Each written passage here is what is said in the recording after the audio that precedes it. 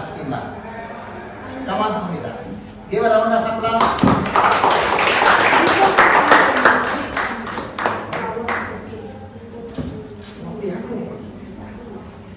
Yes. 1 second, go. Emily, 1 second, Samvidha. The clever friends. This is for you. Right hand, right hand, right hand. Very good. Yes, both hands. And then there is one. This is for you. The 4 blades. This is for you.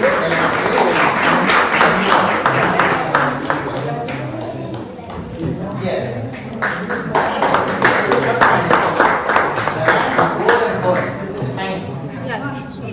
Yes.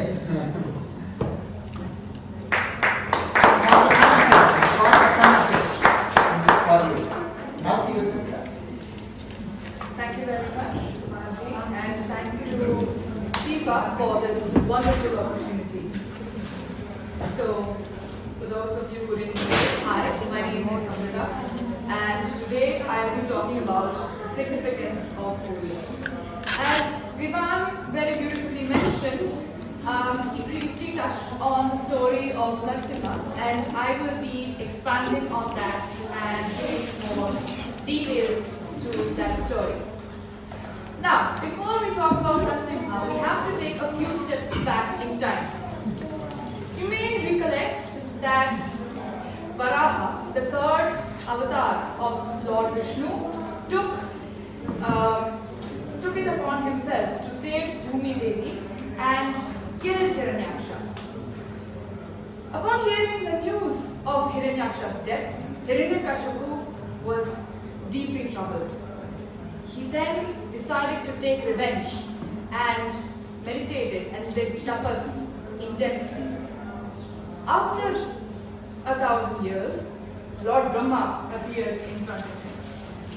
He asked, Hiranyakashipu, what do you want? Hiranyakashipu replied, I want to be immortal. Then Lord Brahma said, it is impossible to be immortal. Everyone has to die at some point. But then Hiranyakashipu said this, okay, let me ask for this. I should not be killed by a man or an animal. I should not be killed during the day or at night. I should not be killed with a weapon or anything else. I should not be killed by a deva or an asura. Having said this, Brahma said, Tathastu, and disappeared. Armed with this boon, Hiranyakashipu felt invincible. He then went on to terrorize the 3 worlds. Meanwhile, Hiranyakashipu's wife, Kayadu, was pregnant. Upon hearing that Hiranyakashipu was terrorizing the world, Indra took it upon himself to kidnap Kayadu, and on the way to the heavens, Narada appeared. He stopped Indra and asked, why are you taking Kayadu away? Indra replied, because this child is Hiranyakashipu's son. We don't know what havoc he'll wreak after what his father is doing right now. Then Narada said, this child is going to be Lord Vishnu's greatest devotee. Don't worry about it. I'll take care. Then he took Kayadu's hand and took her to his ashram. There, Narada narrated all the stories, the glory of Lord Vishnu. Not only Kayadu was listening, but the baby in Kayadu's womb was also absorbing all the stories. Just like how Abhimanyu absorbed everything when he was in Subhadra's womb. Then Kayadu went back to the palace and delivered the baby. Hiranyakashipu was very happy to hear that his child was born. He lovingly raised him, and when the time came, he sent the child named Prahlad to a Gurukul. Of course, this Gurukul was not really normal. It was a Gurukul for demons, for asuras, and it was led by Shukracharya, the guru of the demons. A few years later, Prahlad returned home And Hiranyakashipu lovingly placed Prahlada on his lap and asked, "My dear son, what have you learned from the Guru?" Prahlad replied, "I have learned to pray to Lord Vishnu, for he is my savior, he is everything." Hiranyakashipu was enraged, but he decided not to scold the child and tried to convince him lovingly. "Dear son, I am your Lord and you should pray to me." But he said, Prahlada said, "No, it is Lord Vishnu whom you should be praying to. He is our savior." He tried many times, but nothing worked. He sent Prahlada back to the Gurukul. But there, he influenced the other Daityas, the sons, the children of the other Asuras, to pray to Lord Vishnu. And they started praying to Lord Vishnu deeply and with great devotion. Upon hearing the news, a series of events occurred. In his rage, Hiranyakashipu pushed Prahlada off a cliff. But then Prahlada kept chanting Lord Vishnu's name, and he was caught by Lord Vishnu and sent back home. Another time, Hiranyakashipu sent Prahlada to the forest where he was trampled by the elephants, but no tusk or foot of the elephant could touch him because he was chanting Lord Vishnu's name. Then Hiranyakashipu sent Prahlad to a cave filled with poisonous snakes, throat cobras. They coiled around Prahlad, but not a single fan could touch Prahlad because he was chanting Lord Vishnu's name. Finally, Hiranyakashipu called upon his sister, Holika. Holika had this boon given by the Devas that she had received a fire-resistant cloth and she would be immune to the fire whenever she wore it. Therefore, Hiranyakashipu told Holika, "My dear sister, this son of mine is being such an insolence. He refuses to pray to me and he always adores Lord Vishnu. And I really want you to hold Prahlada in your lap and you can wear the fire-resistant cloth. You can sit on a fire and we will burn it." So they did. The fire kept burning and burning. But to everyone's surprise, it was not Prahlad who was getting burned. Despite having that fire-resistant cloth, it was Holika who got burned. And that, ladies and gentlemen, is the significance of Holi.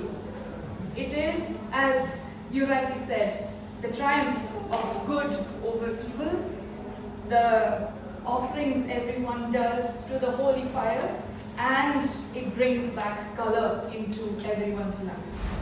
But that is not all. The story continues.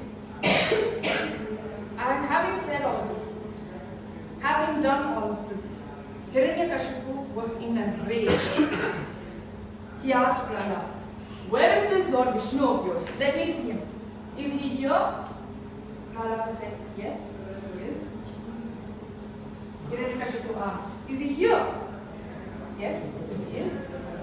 And then finally, Hiranyakashipu pointed towards the pillar. "Is this Lord Vishnu of yours in this pillar?" Prahlad replied, "Yes, he is everywhere. He is in every particle. He is in everything big and small." Right at that moment, the pillar cracked. And out of that pillar emerged a divine light. And from that divine light emerged a fierce being. That being was Narsimha. Narsimha came and charged towards Hiranyakashipu. Hiranyakashipu was not at all terrified actually. He started fighting this being. And then he told this being that, "No, you cannot kill me." But Narsimha said, "No, you're wrong.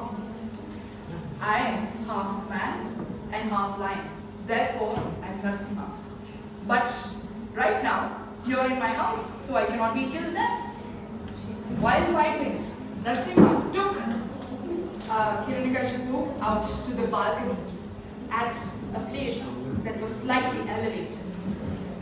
look, now we're neither inside nor outside the house, and it's neither in the heavens nor is it on the ground, but you're still fighting with your weapons. Then Narasimha lifted Hiranyakashipu, took him on his lap, and tore him in half. And that too with his nails, thereby not using a single weapon. Good had triumphed over evil. But Narasimha was still in a rage. He was still in a bloodlust. The worlds trembled, the heavens trembled. The Devas were terrified, and only Prahlad could calm him down. He sang praises of Narasimha, and finally Narasimha calmed back down and came back to his magnificent radiant form. Finally, Narasimha asked Prahlada, "What do you want, my child? What kind of boon can I give you?" Prahlada replied gently and lovingly, "I just want to be by your side at all times. I want to be able to pray with you for a very long time." Narasimha replied, "So be it." And Prahlada came to his feet for many, many years to come as a great leader and as a devotee of Narasimha. This, ladies and gentlemen, is the story behind it. Thank you very much.